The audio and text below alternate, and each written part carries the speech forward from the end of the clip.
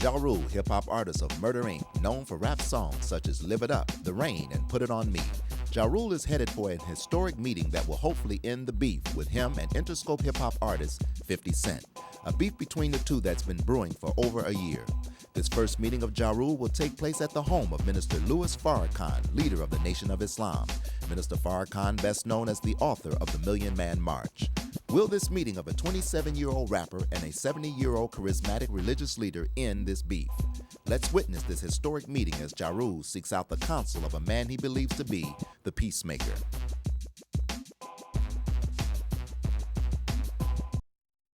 First, Ja, I want to welcome you to your home away from home. Thank you, thank you. Thank you for coming. Thanks for having me. And thank Irv for arranging it. Yes, yeah. I really, really appreciate you and how God has used you to affect so many millions of our young people. Could you just help me to know how you got started into rap, John?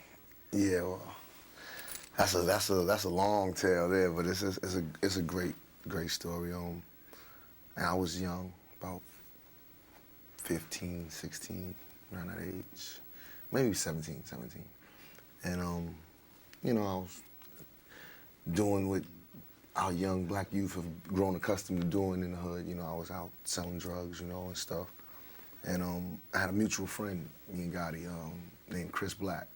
He was also a group member of a group that I was in called Cash Money Click. And he used to go make these little demos and stuff with Gotti and an artist named Mike Geronimo that Gotti had at the time. So, you know, I was rapping, so I was like, you know, take me over there one day when y'all go over there and let me, you know, try to see what I could do or whatever. So we all go over there one night. Gotti comes in his little MPV, picks us up. We go over there and I start spitting for Gotti relentlessly in the booth. And that was it. He loved it, and he formed us a group. What was the name of the group? Cash Money Click. we named ourselves after New Jack City, the Wesley Snipes movie. Yeah. Cash Money Brothers. They was the CMB. We was the CMC. And we had a quick little run. We was on a small label called TVT Records. And that situation didn't go as we expected. You know, when you get into this business, you think, you know, oh, it's all glitz and glamour, you know, bright lights, you know. It wasn't that. It was very far from that. So I got my first lesson in failure in this music business and how hard it can be to get the attention of the people, to respect and love what you're doing. So that kind of weighed in what I do now, and why I'm, you know, so humbled at the achievements that I get, because I know what it's like to be on the other side, you know, where people say, I don't like that, or I'm not feeling that. And for no real reason. It's just maybe it wasn't promoted the right way, or they didn't get to feel your spirit. It was the wrong time. You know, this music business is about timing too. So we just had bad timing at the time. But like I said, the rest is history. Me and Gotti are here now together and making great music. And that's basically how it started. Did you have the name Ja Rule then? Yeah. How did you take that name? Or why, rather? I chose Ja because Ja is me. You know, I didn't want to come out with like a name that didn't represent me. And Ja is my initials, Jeff Atkins. So I felt it couldn't get no more realer than that, you know. I'm J.A., I'm Ja, and it means God and Rastafari, and you know, it has a couple other meanings, and I just found out recently in Puerto Rico it means everything's okay, you know, so so my name has good meaning, you know. It really does. I was thinking on it last night. Yeah. That, of course, Ja does mean God. Right. And rule, God's rule. God's rule. I got it on my neck right there. Yeah, God's rule. God's rule, yeah. Could you tell me something about your growing up? I heard that you were an only child. Mm-hmm. Dad was not in the house. Nah. So you were reared totally by mom? Yeah. Tell me about your young life. Well, I had a kind of hard childhood, but not crazy. See, it is crazy because a lot of people are not gonna understand it. I grew up a Jehovah's Witness. Ah. So we're gonna get into. That's wonderful. Go ahead, brother. We're gonna get into how you know I didn't have Christmas, I didn't have birthdays, I didn't have none of that type of things that kids enjoyed as kids. You know what I mean? So I missed all of that. My father wasn't around. He was a womanizer, and he hit my mom. Mom, I'm putting this out there. He hit my mom. That's why I vow I'll never hit a woman, ever hit a woman, because I see the pain it brought my mother. And up to this time, you are married. I'm married. You have children. I have 3 children. And you've never hit your wife. I never hit my wife. Ah, that's wonderful, brother. You know, I grew up only child, and actually I did have a sister, but she died when I was 5, and she was younger than me. So you can imagine, I really, you know, I didn't cry or anything, you know, really didn't know the meaning of death. What did she die from? Respiratory problems. She couldn't breathe properly. How did that affect you?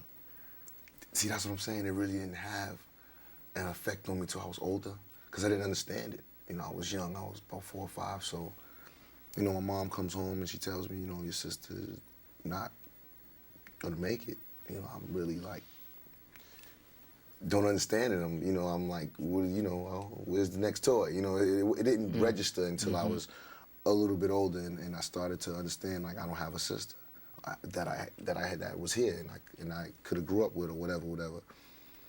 So that was tough on me, and my father, he wasn't there, and it was just me and my mom, and she worked 2 jobs trying to raise me, and that was tough because she worked the 4 to 12 shift. So I come home from school and nobody's home. So now it's like I'm on my own. So that's why I kind of feel like the streets raised me, you know, because the older guys around me, I always grew up around older guys. That's all that was around me. And it kind of, you know. How did you relate in school with your classmates and your teachers? You grew up in Queens? In Queens, yeah. Yeah. Was it an all-black school? The first school I went to was all black school. It was 134. I used to fight every day, so I got thrown out. And then my mom figured it'd be better if they bust me out. You know, I know you know about the busing thing in Boston, but they bust me on out to white school, 172, where it was a little bit better for me there. I didn't have no black friends now, so I had to kind of learn how to deal with that situation. You know? Did you fight a lot at the new school? No, because there I was tougher.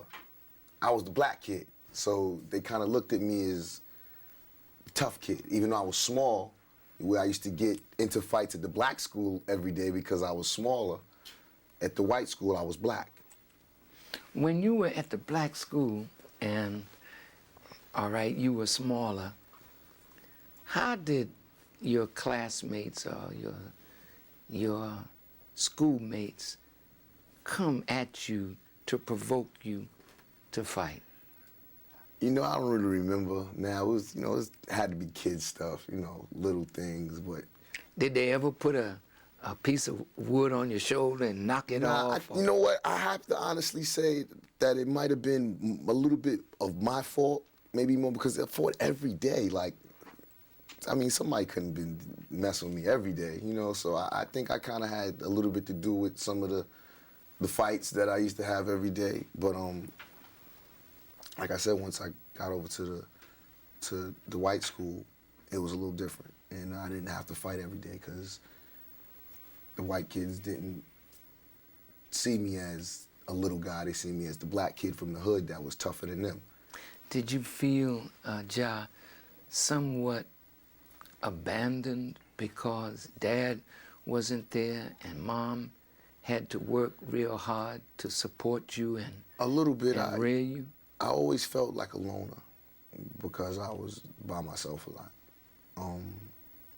My grandmom helped out tremendously. My grandmother, my grandfather, you know, the Cherries, Ed and Mama Cherry, they helped out a lot and did a lot for me as a youngster, but here's where that got twisted. Being a Jehovah's Witness is very strict religion, and they got such a thing as called, you get disfellowshipped or disassociated if you do something outside of what they believe. Now, they believe a lot, they have a lot of, you know, beliefs that are just hard on kids, hard on human beings, you know. You can't hang with worldly people, meaning people who are not Jehovah's Witnesses. So my mom got this fellowship because she liked to go out with her coworkers and have a drink or two or whatever. And they found this out and disfellowshipped my mom. And like, this devastated my mother because the whole congregation stopped speaking to her. And that's how they do it. Now, no one's allowed to speak to you when you get disfellowship. It's like you're banished. Not even your family. So now my grandmother, my grandfather, her parents didn't speak to her brothers.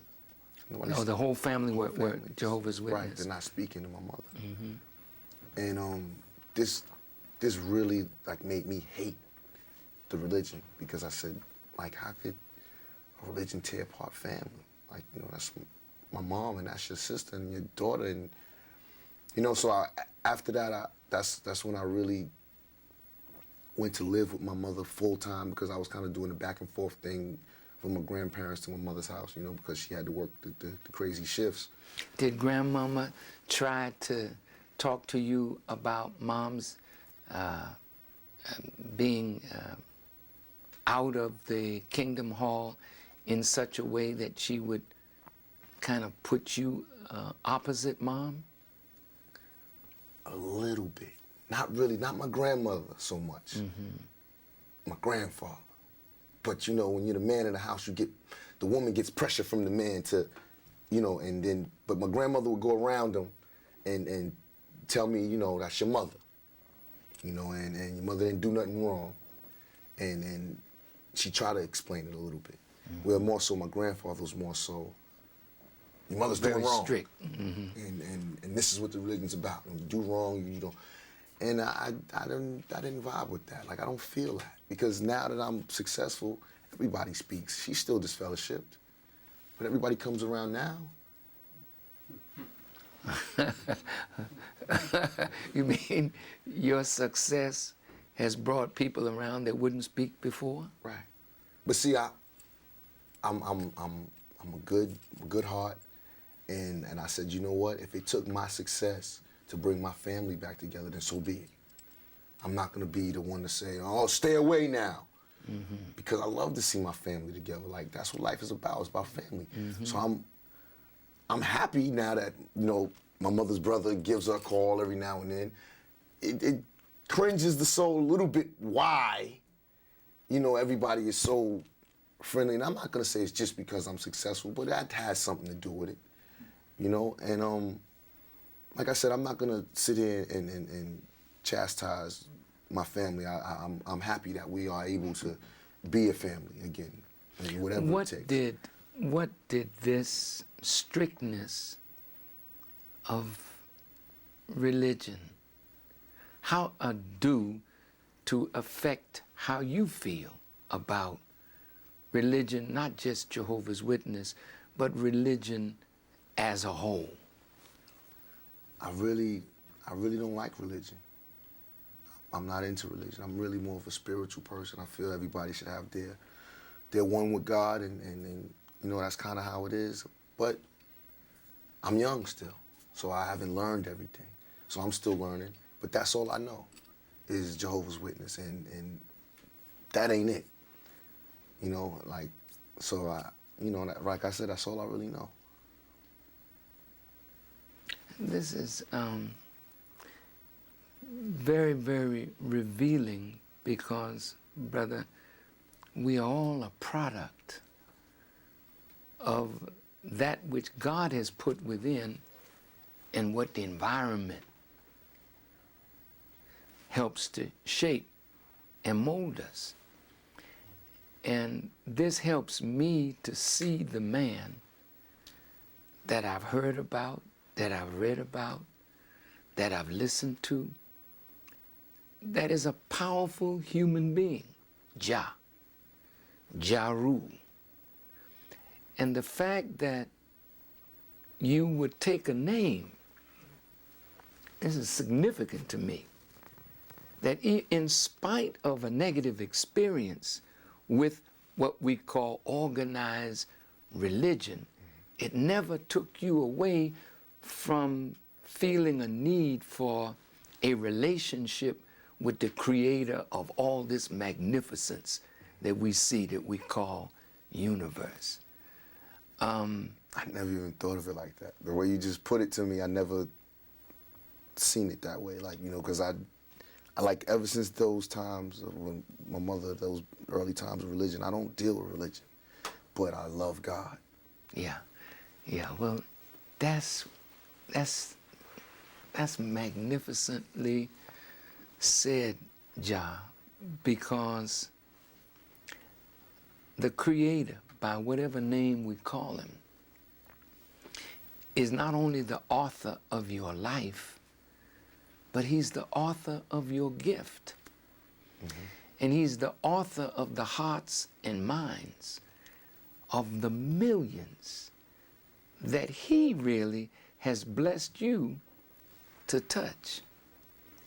And you touch them naturally from the position of the street mm-hmm. from which you grew. So in what they say, keeping it real, by talking about your experience in the, coming up in the hood, is that what they mean when they say a gangster or gangster lyrics? When you come up in the hood and you see the way we live, the way we move, the way we suffer, is that what is called gangster rap? I guess.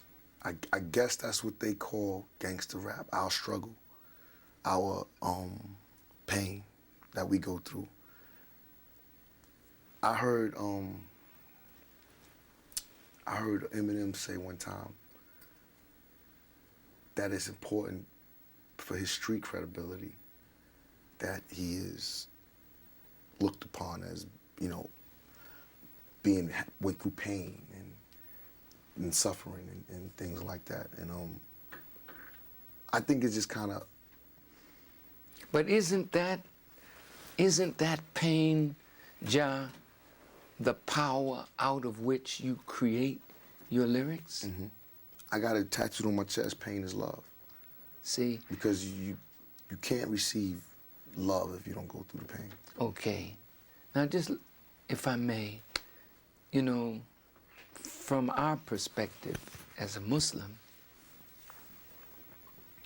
the Quran teaches us that God created the human being to struggle.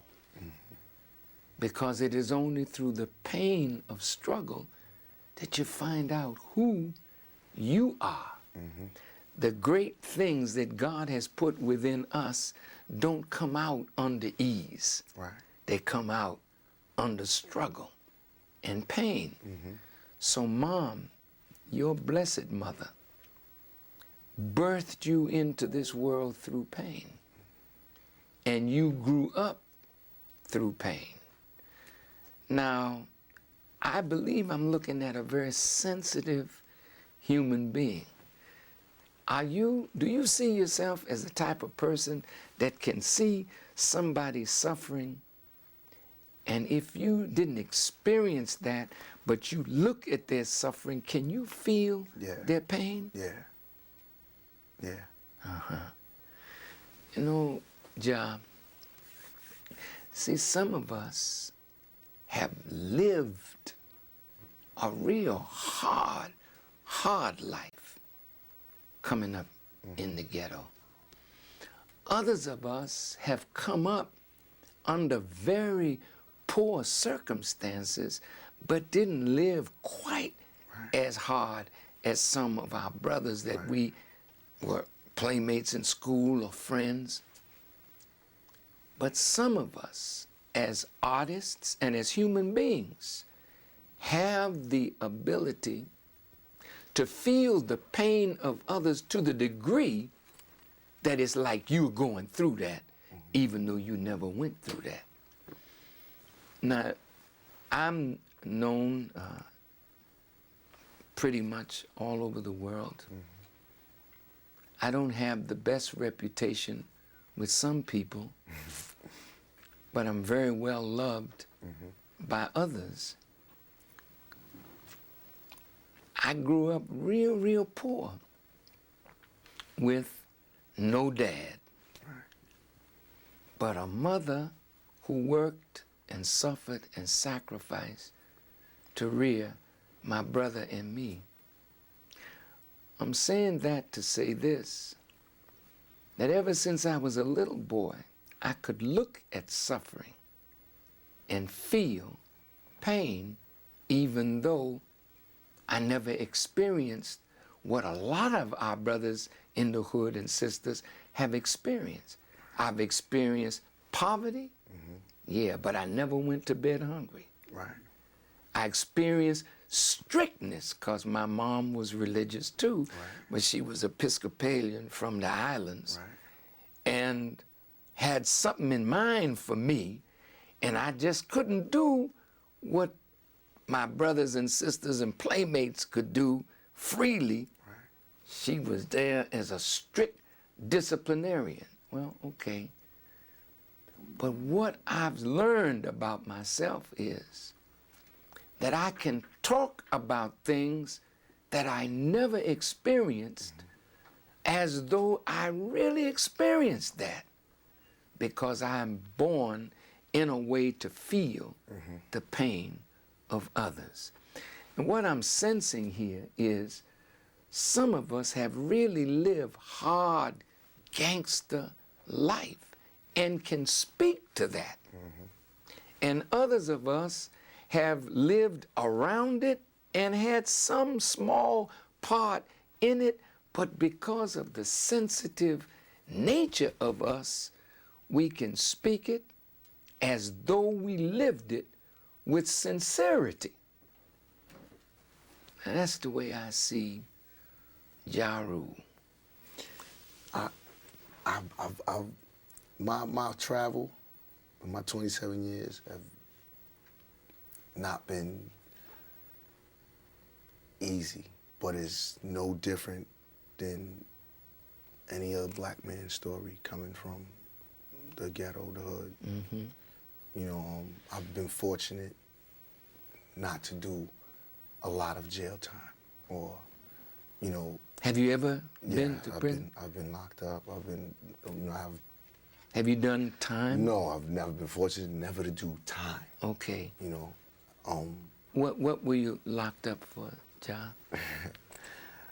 guns, drugs, you know, the things that hawk our community. And like I said, I've just been fortunate. I haven't been caught up. I was young and I got those charges, and I had a chance to get on youthful offended and you know, get probation and meet Irv Gotti. Like that was a big part of my life and coming to being. Ja,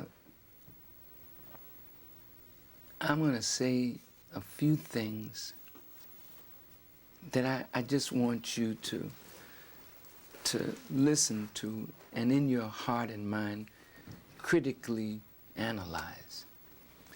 When you took the name Ja Rule, and the Rastafarians, our brothers and sisters from Jamaica, who use the word Jah to represent God. And Ja Rule means that God rules. And the way the Creator created us He created us to rule. That's why the Bible says he made Adam and he gave him dominion and power to rule the fowl of the air, the fish of the sea, and all creeping things. All of us are born to rule.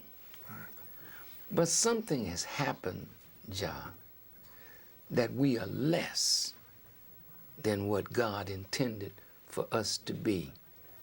The slang that we use really is indicative of a state of mind. For instance, if I have a friend that's real close to me and I love him, and he is the one that runs with me, he feels my pain, that's my dog. That's my dog. That's my dog, see? But God never made us to be dogs, and dog is God spelled backwards. And as a human being created in the image and the likeness of God, the world of the enemy has turned us backward from what God intended us to be.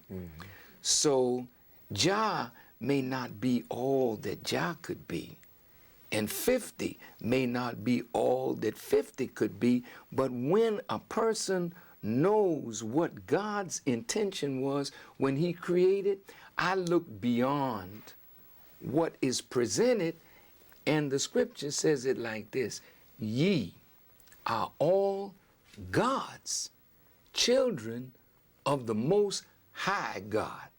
So you can look at yourself as a human being in the image of God, as a God, a little God, but a God. And the power that God has blessed you to wield over people, when you can come in a room and people stand and you say words and they go off, that's power, that's influence, that's God. 50 has that same kind of juice. He's different from you. He may have grown up different than you, but at the same time, God says in the Quran, I created you from a single essence, and I created your mate of the same kind, and from you too, I created many men and women. So 50's root is God, and your root is God. Your wife, your mother, your father, all of us, our root is God. But what kind of life have we been living under the rule of our oppressor? See, the oppressor, the Bible says we are born in sin and shaped in iniquity. Well, what does that mean, man? You know, sin is transgression of the law. We are in a rebellious society. Everything that God said we should do, the society said, no, man, we don't do what God say do. We do what we want to do. But you are called Jah Rule. So here now is the conflict. There's a beef between two magnificent men that God created. You don't like 50. And I heard 50 say on this a documentary called Beef, I don't like him. I don't like him. But now here's two giants who have millions of people listening to them as they diss one another. See?